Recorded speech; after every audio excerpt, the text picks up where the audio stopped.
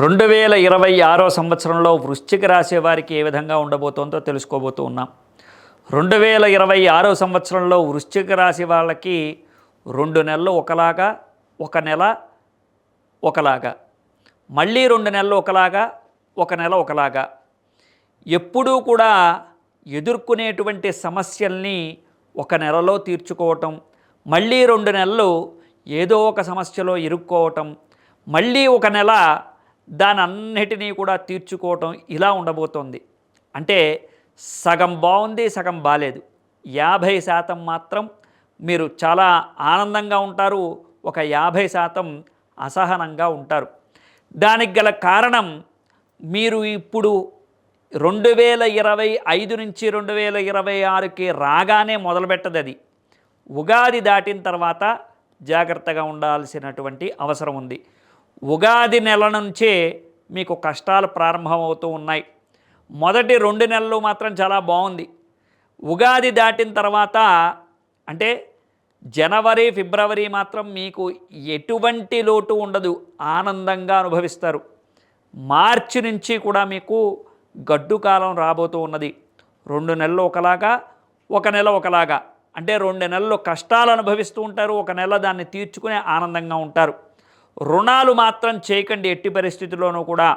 అంతేకాదు ఈ సంవత్సరం అంతా కూడా 2026 సంవత్సరం వృశ్చిక రాశి వాళ్ళకి ఎవరికి బాగుంది అంటే వ్యవసాయ రంగంలో వాళ్ళకి బాగుంది, వ్యాపార రంగంలో వాళ్ళకి బాగుంది, అదేవిధంగా నూతనంగా ఉద్యోగంలోకి ప్రవేశించేటువంటి వాళ్ళకి బాగుంది. ఇప్పటికే ఉద్యోగం చేస్తున్నటువంటి వాళ్ళకి ప్రమోషన్లు వచ్చేటువంటి అవకాశాలు ఉన్నప్పటికీ కూడా బర్డెన్ ఎక్కువయ్యేటువంటి అవకాశం ఉంది, అంటే ఒత్తిడి ఎక్కువయ్యేటువంటి అవకాశం ఉంది. అలాగే విద్యార్థులకి విదేశీయానం చేయాలనుకునేటువంటి వాళ్ళకి బాగుంది. కానీ చాలా జాగ్రత్తగా 1-2 సార్లు మీరు అప్లై చేసేటప్పుడే, విదేశాలకు అప్లై చేసేటప్పుడే చాలా జాగ్రత్తగా చూసుకోండి. మీరు విదేశాలకి వెళ్ళాలి అనుకునేటప్పుడు కూడా చాలా జాగ్రత్తగా చూసుకుని వెళ్ళండి. యూకే సైడ్ కానీ, జర్మనీ సైడ్ కానీ, చైనా సైడ్ కానీ వెళ్ళొచ్చు, కానీ అమెరికా సైడ్ వెళ్ళేటప్పుడు మాత్రం చాలా జాగ్రత్తగా చూసుకోండి. వృశ్చిక రాశి వాళ్ళకి ఎటువంటి ప్రయోజనం ఉంది అంటే ఏ పని అనుకున్నా సాధించేస్తారు, ఖచ్చితంగా, దాంట్లో సందేహం లేదు. 2026 సంవత్సరం ఏ పని తలపెట్టినా పూర్తయిపోతుంది. ఎప్పటి నుంచో వస్తున్నటువంటి కష్టాలు ఉన్నాయి చూశారు కదా, వాటిని మాత్రం చాలా జాగ్రత్తగా అలా కాలం గడుపుతూ ఉండాలి తప్ప వాటిని తీర్చుకునేటువంటి ప్రయత్నంలో నేనేంటో నిరూపించుకుంటా, నేనేంటో, అసలు నేను ఏ తప్పు చేయలేదు, ఇలాంటివన్నీ నిరూపించుకునేటువంటి ప్రయత్నంలో వాటిని మీరు కోల్పోతూ ఉంటారు. సమయం వృధా, డబ్బు వృధా, వీటన్నిటినీ కూడా సమాధానం చెప్పాల్సినటువంటి అవసరం లేదు. ఎక్స్ప్లెనేషన్ ఇవ్వకండి. మీరు ఏంటో అనేటువంటిది బయటపడేటువంటి సమయం ఆసన్నమవుతుంది.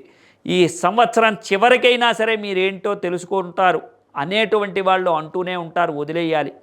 మీరు ఎటువంటి పరిస్థితుల్లోనూ కూడా కొత్త కష్టాలు తెచ్చుకోకండి. విద్యార్థులు కావచ్చు, ఉద్యోగస్తులు కావచ్చు, కళారంగంలో ఉన్నటువంటి వాళ్ళు కావచ్చు, క్రీడారంగంలో ఉన్నటువంటి వాళ్ళు కావచ్చు, ఇక రాజకీయ రంగంలో ఉన్నటువంటి వాళ్ళు మాత్రం పూర్తిగా చతికిటబడిపోవాల్సిందే. ఖచ్చితంగా ఈ సంవత్సరం మాత్రం మీరు ఎటువంటి ప్రయత్నము చేయకండి. ఉన్నటువంటి పేరు చెడగొట్టుకోకండి. మీరు బయట కనపడకుండా వెనకాల ఉండి నడిపించడమే మంచిది. ఇప్పుడు మీరు ఏ మంచి పని చేసినా కానీ, ఏ సేవ చేసినా కానీ సైలెంట్గా చేసుకుంటూ వెళ్ళిపోతూ ఉండాలి తప్ప ప్రొజెక్ట్ అవ్వకండి.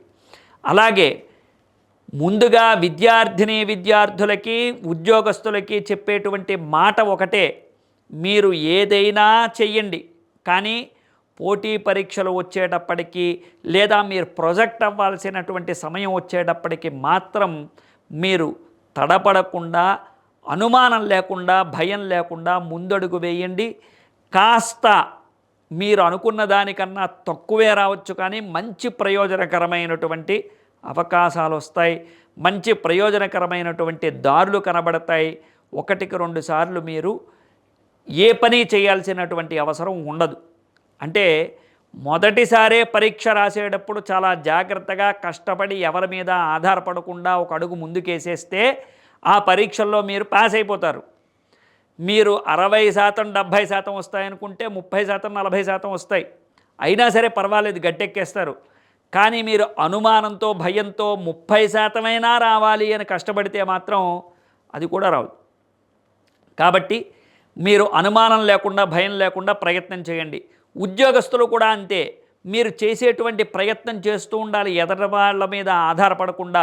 మీ సబార్డినేట్స్ ఏవో చెప్తూ ఉంటారు, వాటన్నిటినీ పట్టించుకోకండి.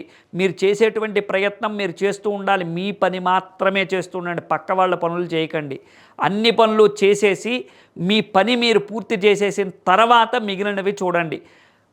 అప్పటికే విదేశాల్లో ఉన్నటువంటి వాళ్ళు మాత్రం చాలా మేలైనటువంటి యోగాలు చూస్తారు.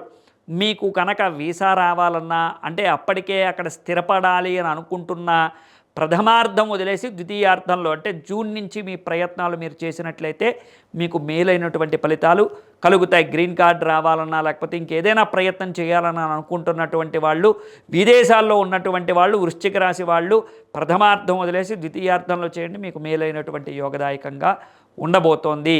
కాబట్టి అన్ని రంగాల వాళ్ళు ఈ సంవత్సరం మేలైనటువంటి యోగదాయకమైనటువంటి ప్రయోజనకరమైనటువంటి మార్గాలు కావాలి అని అనుకుంటే ఈ సంవత్సరం ఖచ్చితంగా అఘోర పాశుపతం అనేటువంటి హోమం చేయించుకోండి. రుద్రపాశుపత హోమం చేయించుకోండి.